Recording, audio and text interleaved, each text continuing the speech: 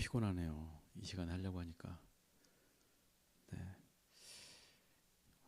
제가 예전에 나의 목회 비전에 대해서 이렇게 쓴 글이 있었어요. 그래서 그것을 좀 정리해가지고 오늘 말씀을 나눠보려고 해요.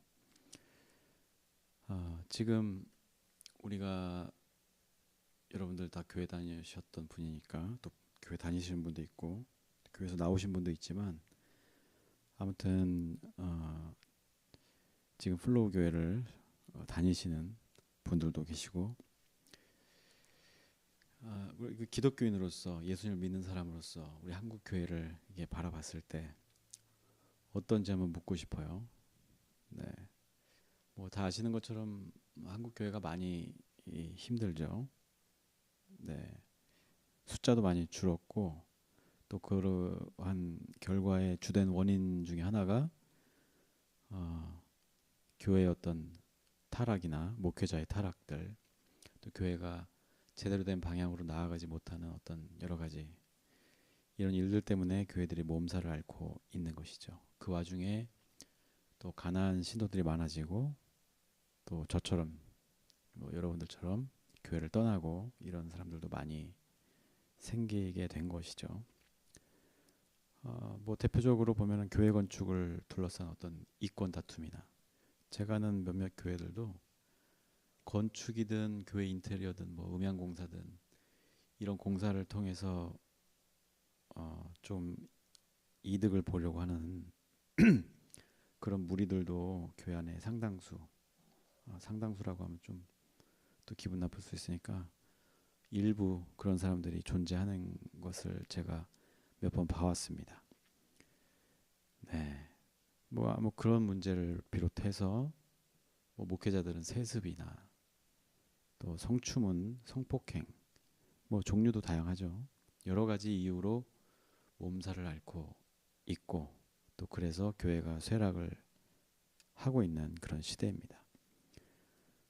바야흐로 시대는 포스트 모던 시대로 이제 접어들고 있는데 교회는 아직도 근대적인 사고에서 벗어나지 못하고 사회의 어떤 다양성을 품지 못하고 그러면서 스스로 도태되는 길을 지금 선택하기도 하고 있습니다. 신학적으로 시대가 새로워지면 그 시대가 준 어떤 물음들, 질문들에 대해서 교회가 이 시대에 맞는 답을 줘야 되는데 그러지 못한다는 거예요.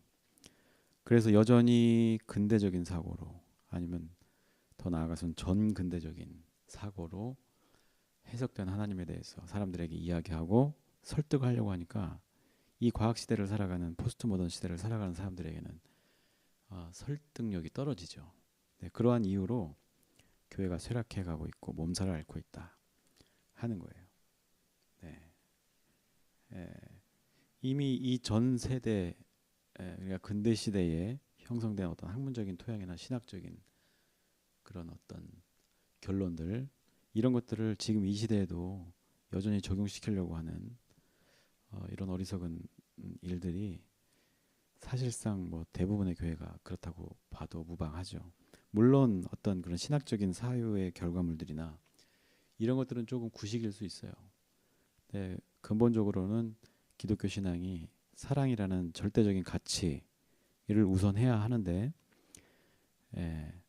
그러한 가치보다 옛날의 어떤 구습과 오래된 쾌쾌 묵은 신학을 기반으로 해서 자신들의 이권을 챙기고 목회자들의 생명 연장을 위한 어떤 도구로 쓰는 것 이것이 가장 큰 문제겠죠. 단순히 신학 때문에 교회가 잘못했다라기보다는 그 신학을 잘못 해석하고 잘못 적용하는 것들 이런 것들이 큰 문제이고 또 크게 또 사회적으로 보면 여러 가지 다양한 이슈들이 있잖아요. 젠더 문제라든지 또 이념 문제 뭐 이런 것들에 대해서 우리가 교회가 교회답게 사랑으로 그걸 풀어낼 수 있는 어떤 해답을 줘야 되는데 답을 주지 못하고 무조건 이념으로 갈라치게 하고 빨갱이가 어쩌고저쩌고 하면서 이 시대로부터 외면을 받는 것이 아닌가 이런 생각을 하고 있어요. 뭐 지금 뭐 알파고 또 뭐 우주 시대가 열린다고도 하고 뭐 과학 기술이 막 대두되고 있고 양자 역학이라든지 여러 가지 새로운 그런 과학 기술이나 이런 것들이 조명받는 시대인데 여전히 우리는 미신적이고 또 주술적인 이런 수준에서 벗어나지 못하고 있다. 그러다 보니까 이제 윤리 의식도 바닥을 드러내고 있고 또 이 시대를 읽지 못하니까 공감하지 못하고 함께 아파하지 못하고 네, 이런 문제들이 복합적으로 일어나고 있다는 것을 우리가 부정할 수가 없겠죠. 아무튼 이러한 변화된 시대 속에서 우리의 교회가 어떤 사명을 가질 수 있는가, 역할은 무엇인가 우리가 고민하지 않을 수가 없습니다. 저도 그러한 고민 끝에 어떻게 보면 교회라는 울타리를 벗어난 것인데 지금은 그런 생각도 해요. 과연 뭐 굳이 이제 와서 또 목사 안수를 굳이 받을 필요가 있을까라는 생각도 들기도 하고 또 세례가 필요하면 또 목사님들 좀 불러다가 할 수도 있는 거니까 모르겠어요. 아무튼 나중에 더 정리할 문제고 아무튼 안타깝게도 한국 교회 상황을 보면 여전히 길을 잃고 방황하고 있는 것 같은 이런 생각이 들어요. 뭐 극으로 됐든 뭐 아무튼 이렇게 치우친 어떤 신앙의 양태들 여러 가지 교회 모습들을 우리가 목도할 수가 있죠. 네. 그리고 제가 이제 신학교도 경험을 하고 졸업을 했지만 학교도 네 그래요. 학교도 지금 학문이 무너진 지가 오래됐어요. 지금 이제 뭐 은퇴하실 때쯤 되신 교수님들 세대 네, 죄송한 말씀이지만 전문적으로 얘기하면 학문적으로 얘기하면 학제의 전문화라고 하거든요. 학제가 많이 쪼개지고 여러 가지 하나의 학문이 10개, 20개로 막 쪼개지면서 전체적인 학문의 그 큰 틀을 보지 못하는 그걸 이제 뭐 학문적으로는 통섭한다고 하는데 통섭할 수 없는 그런 아주 지엽적인 지식만 가지고 박사 논문을 받으신 분들이 지금 이제 은퇴 즈음에 계신 그 세대 교수님들인데 그분들이 있을 때 저도 제가 마지막 공부 끝날 때쯤 됐을 때 그분들이 이제 막 득세하기 시작했던 때거든요. 네. 신학 교육도 무너지고 그러다 보니까 신학도들도 깊이 있는 학문을 하지 못하고 또 제대로 된 기초를 닦지 못하는 이런 광경들을 많이 보면서 많이 우려를 했었는데 그게 지금 현실로 나타나고 있는 것 같아요. 아무튼 뭐 교회 교육이든 뭐 어떤 교회 생활이든 신학 교육이든 다 효율만 따지고 지금은 어떻게 해야 수를 늘릴 수 있을 것인가 아니면 어떻게 해야 숫자를 지킬 수 있을 것인가 이런 데 초점이 맞춰져 있고 어떻게 하면 더 크게 교회를 짓고 더 많은 영향력을 가질 수 있을까에 대해서만 관심을 갖고 또 학교는 학교대로 어떤 학문의 그 순수성을 잃어버리고 학교 안에서도 신학 교수들이 정치 싸움을 하고 이런 모습들을 보면서 결국에는 이제 이런 효율성이나 뭐 어떤 각 개교회나 학교나 자신들이 원하는 어떤 목표를 위해서 신도들이나 피교육자들이나 이런 사람들은 철저히 외면당하고 개성이 억눌려지고 다양성을 인정받지 못하면서 하나님이 본래 창조하신 그 창조성을 잃어버리게 되는 그러니까 교회 안에서 자기 존재에 대한 답을 찾지 못하는 어렵게 얘기하면 그런 상황인 것이죠. 그래서 그런 청년들이 이제 장성해서 어른이 되고 교회를 많이 이탈을 하는 것이죠. 그리고 실제 지금 나오는 교회 나가는 사람들도 예전처럼 뭐 행사에 끌어들인다든지 이렇게 설득이 잘 안 되는 시대예요. 아주 뭐 기획력이 대단하거나 뭐 선물을 많이 준다든지 하지 않으면 큰 혜택을 주지 않으면 모이는 것조차 쉽지 않은 상황입니다. 뭐 당연히 뭐 어떤 성경 공부라든지 제자 훈련이라든지 이런 것들이 제대로 될 일이 없죠. 그 내용이 교육의 내용이나 질도 많이 떨어지고 네 아무튼 이런 여러 가지 문제들이 복합적으로 한국 교회를 힘들게 하고 있다. 아, 여기서 우리가 문제의식을 가져야 하는 거예요. 그 문제의식이 없으면 지금 내가 어디로 가야 하는지, 지금 어디에 서 있는지 알 수가 없고 우리가 무엇을 해야 되는지 이해할 수가 없기 때문이죠. 네, 그래서 우리는 기독교인이라고 하면 그리스도인답게 사는 것이 무엇인가에 대해서 고민해야 되고 공부해야 됩니다. 공부란 얘기를 꺼내면 이제 다들 거품을 물기도 하는데 그래서 어려운 점이 있는 것 같아요. 네, 우리가 고민하고 사유하고 성경을 통해서 이야기를 나누고 토론하고 근데 이런 것 없이는 사실상 교회 존립이 위태로운 것이 사실이고 결국에는 그렇게 될 것 같아요. 극소수의 대형 교회와 몇몇 교회들만 그 명맥을 유지하고 나머지들은 거의 다 쇠퇴해가지 않을까 이런 생각이 들어요. 지금 실제로 신학과에 학생들이 부족해가지고 미달되는 신학교가 꽤 많이 있어요. 그러다 보니까 이게 이제 악순환이 되는 거죠. 사람이 없으니까 문제 있는 사람, 도덕적으로 흠결 있는 사람도 목사를 하고 담임 목사도 하고. 네. 그래서 제가 이제 플로우 교회를 통해서 교회다운 교회를 한번 만들어 보고 싶었던 겁니다.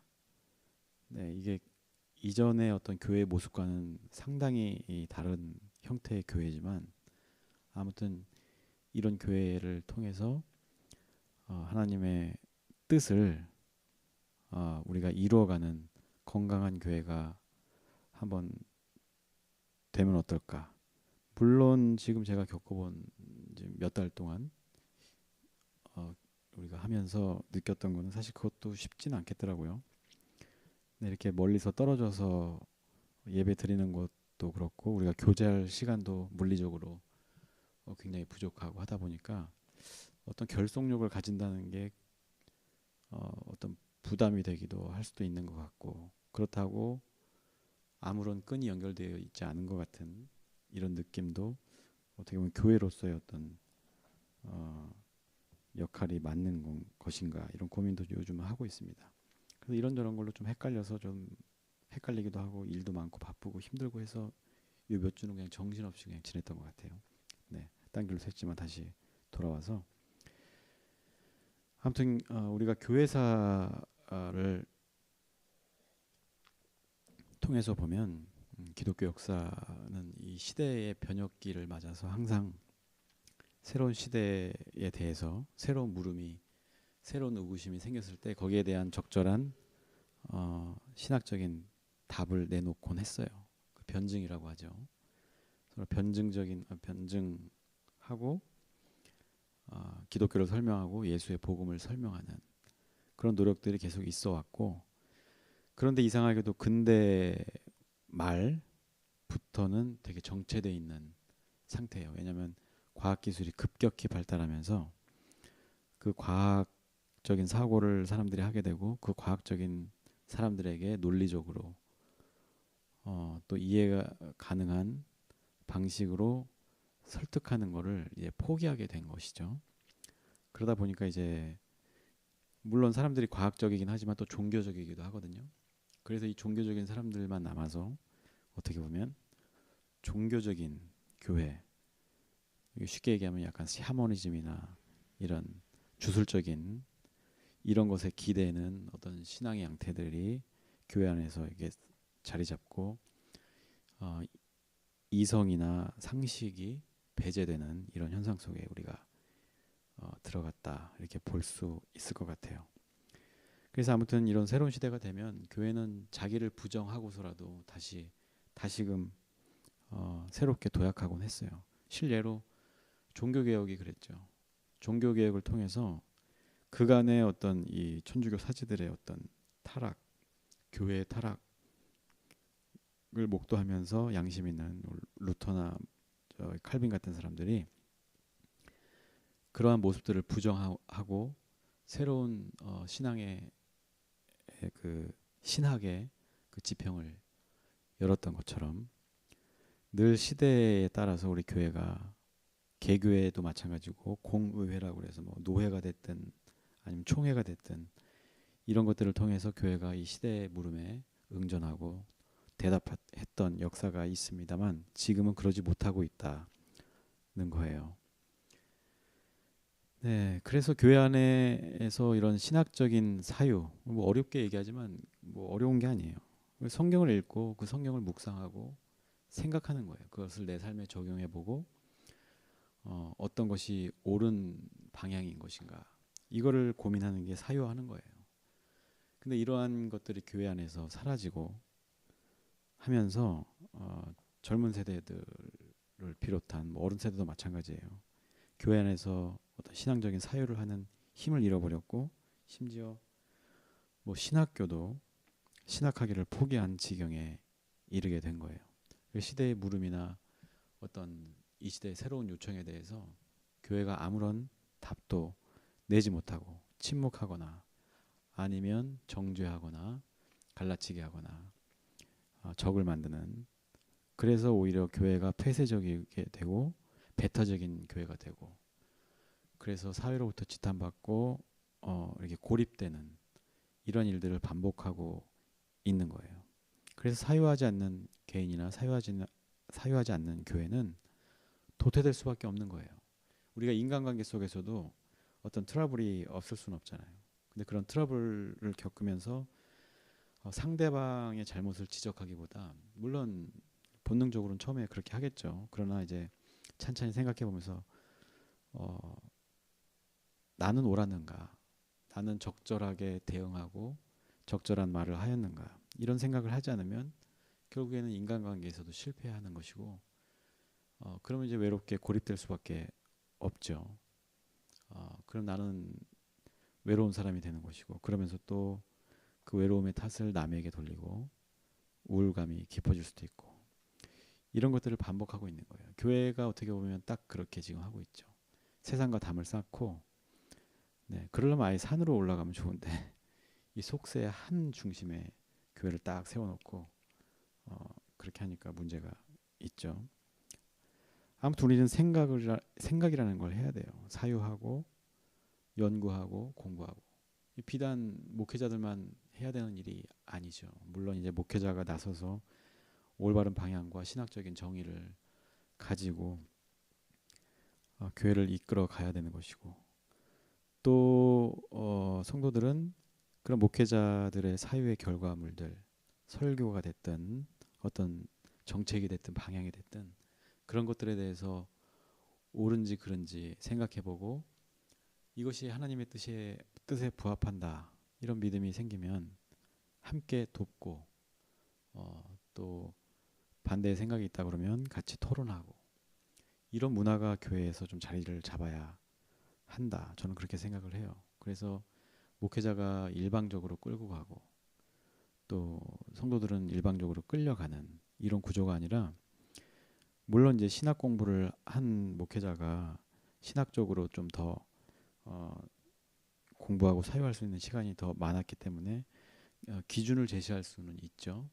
그리고 성도들을 설득하는 작업을 충분히 거쳐야 하고 또 성도들은 그것을 그냥 남의 일로 여기지 않고 같이 고민하면서 같이 사유하면서 그것이 옳은 것인가 그리고 옳은 것이라고 확신이 들었을 때는 같이 하나님 나라를 위해서 움직이는 이런 아름다운 모습을 우리가 가져야 한다는 것이죠.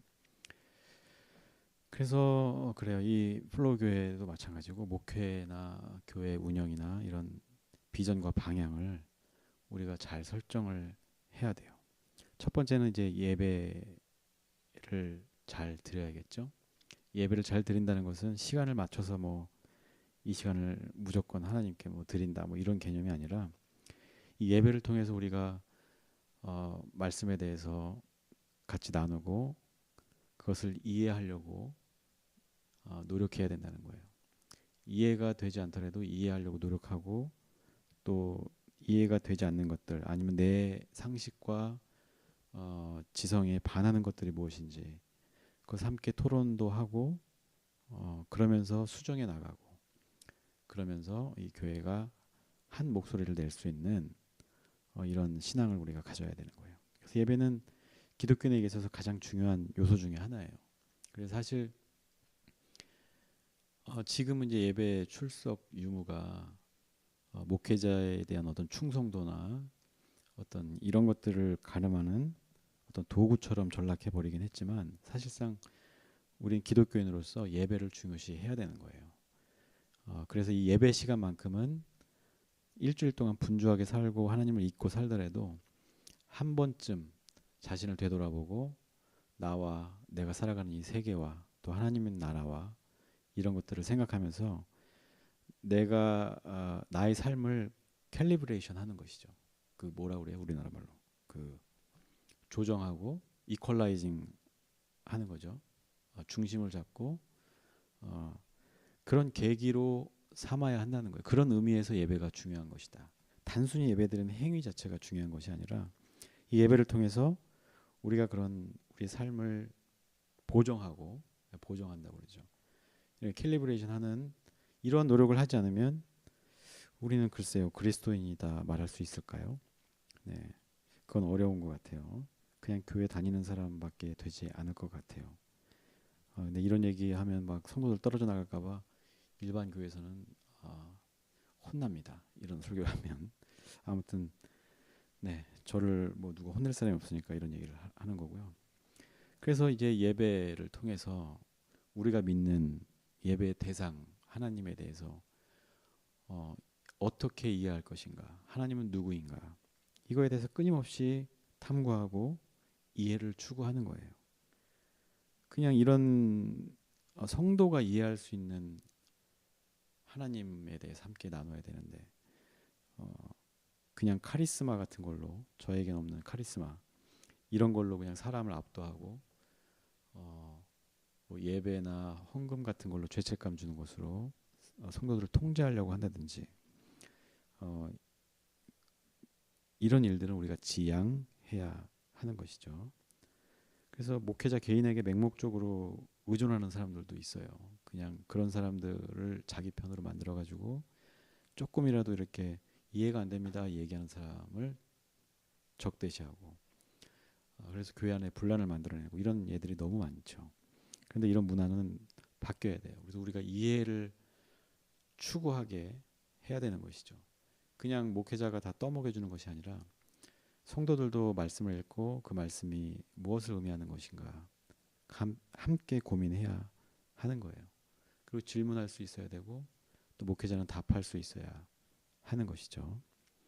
물론 이제 뭐 억지를 부린다든지 시험 평가하듯이 목회자를 시험하는 식으로 질문을 만들어 온다든지 뭐 이러면 거의 뭐 신천지나 다름없겠죠. 서로 존중하면서 자신의 뜻과 맞지 않는다고 해도 서로 존중하고 사랑하는 것이 기본적으로 깔려 있어야 되는 거예요. 그래서 우리는 예배를 뭐 회복해야 된다 이런 얘기를 많이 하는데 이 예배의 회복이라는 것이 예배에 잘 나오고 빠지지 않고 순서마다 뭐 거룩하게 막 이게 회복이 아니라 진짜 예배를 예배답게 드리면서 이 예배를 통해서 우리가 하나님을 조금이라도 더 이해해 보려고 노력하는 그 마음을 갖는 것이 진실한 예배가 되는 것이고 예배의 회복이 되는 것이죠. 그 안에서 무슨 뭐 어떤 카타르시스가 막 많이 느껴지고 어떤 카리스마에 압도돼서 막 뭔가 대단한 경험을 한 것처럼 착각할 수도 있는데 그런 거는 뭐 무슨 의미가 있겠어요.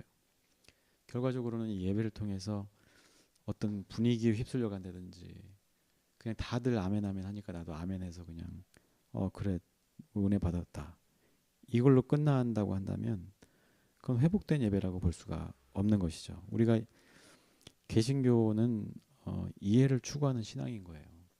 왜냐하면 이제 그 마틴 루터나 칼빈 같은 사람들이 종교개혁의 중심에 있었는데 물론 그 무브먼트를 일으킨 사람들은 그 두 사람이 아니라 그 사람들의 말이나 글을 보고 평신도들이 일으킨 것이죠. 네. 그래서 우리는 개혁주의 교회라고 해요. 이 개신교를. 개혁주의라고 하는 것은 이해를 하고 이해를 바탕으로 우리가 우리의 삶의 양태, 방향을 결정하는 거예요. 그래서 가장 핵심 가치인 사랑을 실천하는 데 있어서 어, 가장 중심이 되는 그 사랑의 어떤 그 의미, 이런 의미가 기초가 돼서 그 다음에 교회 어떤 정책이나 재정 운영이나 이런 것들, 예배까지 포함해서 이런 것들이 구성이 되어야 하는 거죠. 그런데 우리가 예배 드리는 것이 그냥 이렇게 들어왔으니까 드리는구나, 이렇게 헌금 해왔으니까 하는구나, 남들 건축하니까 우리도 건축해서, 이게 하나님께 뭐 얼마나 큰 도움이 되겠어요? 기쁨이 되겠어요? 건축하는 게? 네. 그러니까 그런 오해를 우리가 없애고, 진짜 그 하나님을 이해해가는 그 마음이 점점 자라게 되는, 이런 것들 우리가 바라고 기대해야 하는 겁니다. 그래야만 우리가 교회 생활도 잘할 수 있지만, 그렇게 중심을 잡고 우리의 삶의 그 어떤 방향성을 잘 잡을 때 우리가 일반적인 일상에서의 삶도 잘 살 수 있다. 이것을 우리가 기억해야 하는 겁니다. 그래서 저는 그래요. 예배를 통해서 일방적으로 설교할 수도 있겠지만 질문도 하고 거기에 답도 하고 토론을 해도 무방하다고 봐요. 그리고 뭐 굳이 뭐 양복을 입고 나와서 뭐 같이 예배드린다든지 그런 형식, 물론 중요할 수도 있겠지만 형식보다 이 예배를 통해서 하나님을 얼마나 더 이해할 수 있는가, 여기에 우리가 초점을 맞추어야 한다. 저는 그렇게 생각을 합니다. 그래서 이 예배는 단순한 어떤 예배를 통해서 뭐 위안을 받을 수도 있고 교훈을 뭐 얻는 것일 수도 있지만, 이러한 도구로서의 예배가 전부가 아니라 이 예배를 통해서 하나님을, 또 하나님의 세계를 이해를 추구하는 그런 신앙인이 되고자 하는 사람들의 그런 예배가 되어야 된다. 그래서 이해를 추구하는 예배, 이것을 우리가 목표로 하고 있는 겁니다. 우리 플로우 교회도 마찬가지죠. 그리고 교회 안에는 이제 교육이 있어야겠죠. 첫 번째는 예배를 잘 회복해야 되겠고, 두 번째는 교육이라고 해서 뭐 일반적인 스탠다드 교육, 주입식 교육을 이야기하는 게 아니에요. 그런 폐해는 이미 우리가 많이 경험을 했습니다. 이 교회 학교도 주입식 교육 방법론을 따라가고 있어요. 제가 마지막에 이제 논문 쓸 때 제가 전공도 하지 않은 교육학을 한번 써보겠다고, 그냥 MDB라는 과정 자체가 무슨 학문적인 과정도 아니고 근데 논문을 써야 되고 해서 썼어요. 근데 그래서 쓰고 싶은 거 막 쓰느라고 교육학을 하면서 교육 관련된 서적을 한 10여 권, 10에서 한 20권까지 되겠네요. 네, 그 정도를 보면서 봤는데, 지금 교회 안에서 시행되고 있는 교육 방법론은 대부분 일반 교육론에서 차용한 것들이고, 일반 교육론의 가장 핵심은 스탠다드예요. 평균을 만들어내는 거예요. 능력이 100인 사람들도 있고 20인 사람들도 있잖아요. 이 스탠다드 교육은 20도 70으로 올리고 100도 70으로 끌어내리는, 그렇게 끌어내린다고 해서 끌어내려지는 사람도 있지만 또 그래도 특출난 애들은 있겠죠. 그래서 가끔 천재니 뭐니 하는 경우가 있는데, 그런 천재들의 말로가 이렇게 좋은 게 없어요. 왜냐하면 이 스탠다드화된 이 세상이 가만히 내버려 두질 않는 거예요. 넌 나와 다르다. 네, 약간 옆길로 샜지만 아무튼 이런 근대식 교육 방법론에서 우리가 좀 벗어날 필요가 있다. 그래서 이런 근대식 방법론은 결국에는 하나의 목표로 귀결되는 거예요. 그냥 어정쩡한 인간을 만드는 거예요. 물론 이제 전체적으로 평균적으로는 교육 수준이 올라간다고 하지만 온전한 그 전인적인 교육을 할 수는 없는 시스템이다. 근데 그런 시스템이 교회 안에 자리 잡고 있어요.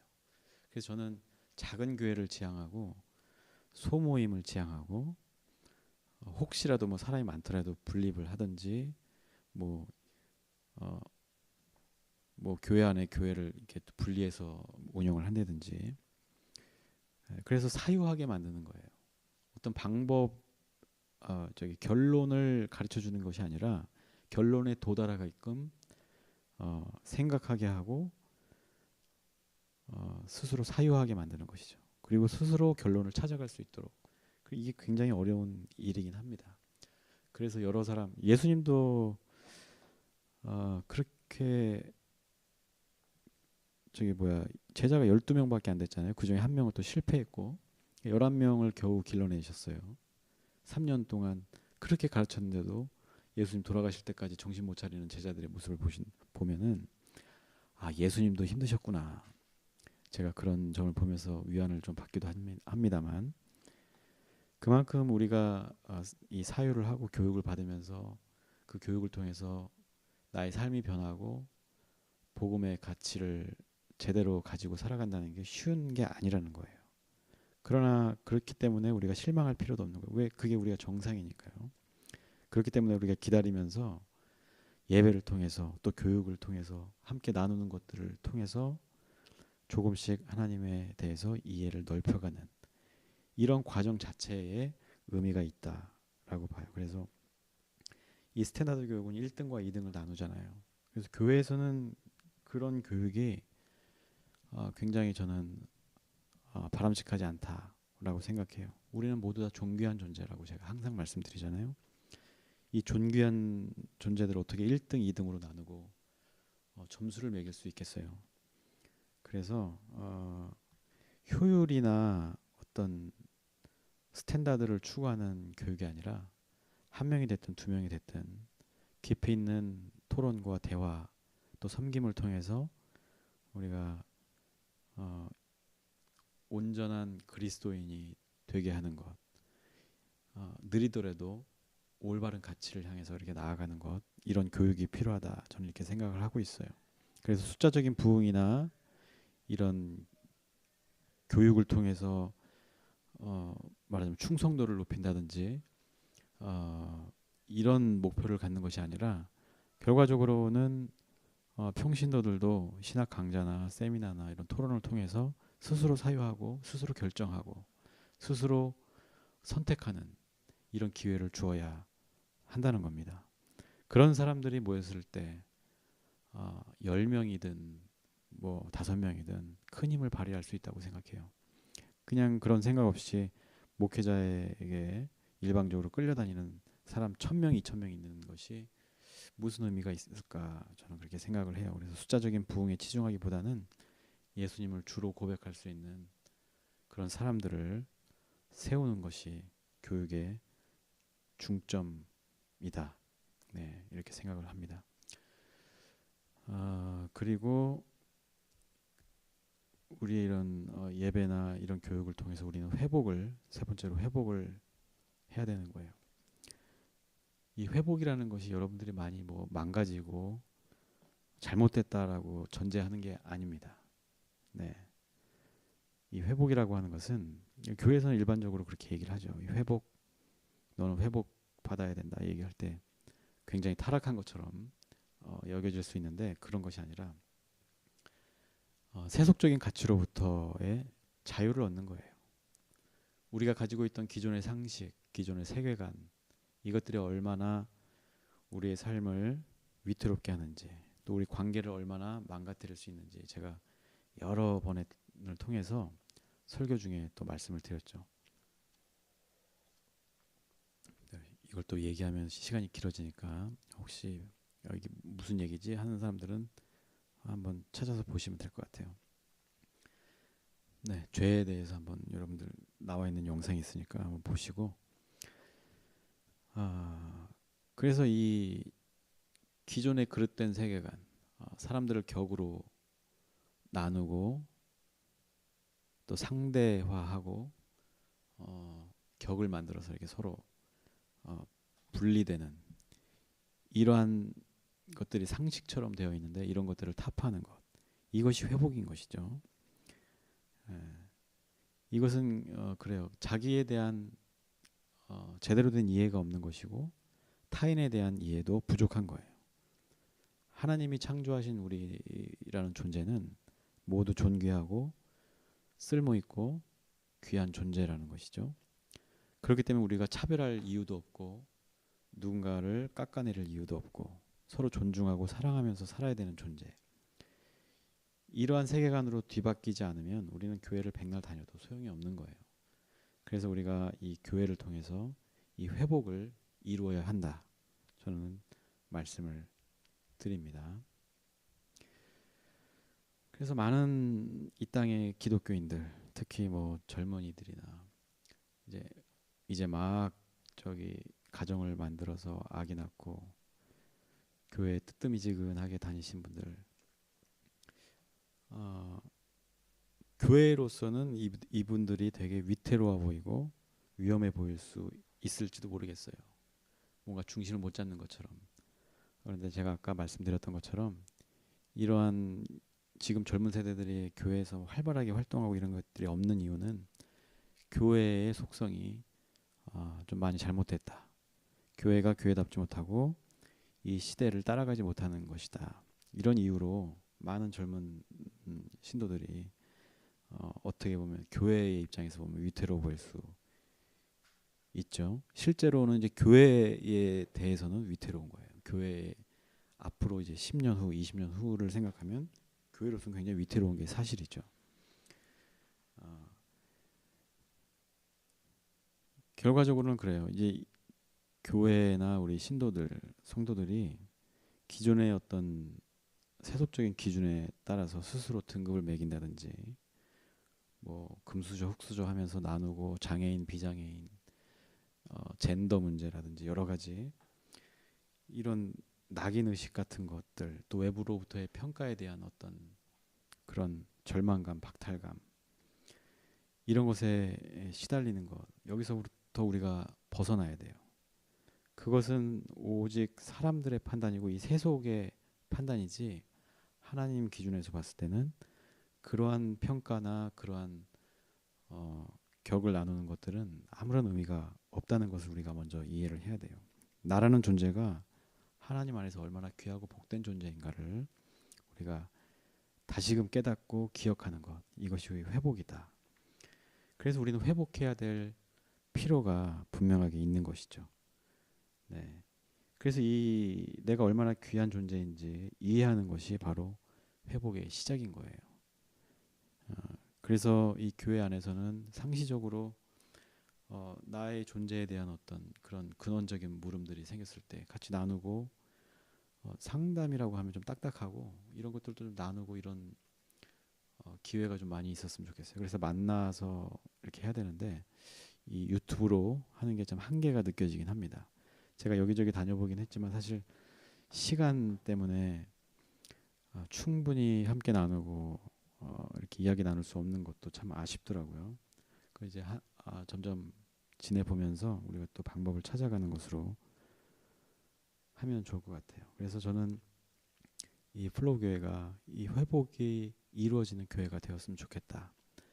여러분들이 가진 어떤 의문이든 아니면 어떤 알 수 없는 어떤 허기짐이든 목마름이든 허심탄회하게 서로 이야기할 수 있었으면 좋겠고 또 그것에 대해서 서로 비난하거나 평가하는 것이 아니라 함께 고민해주고 함께 기도해주는 그런 교회가 됐으면 좋겠어요.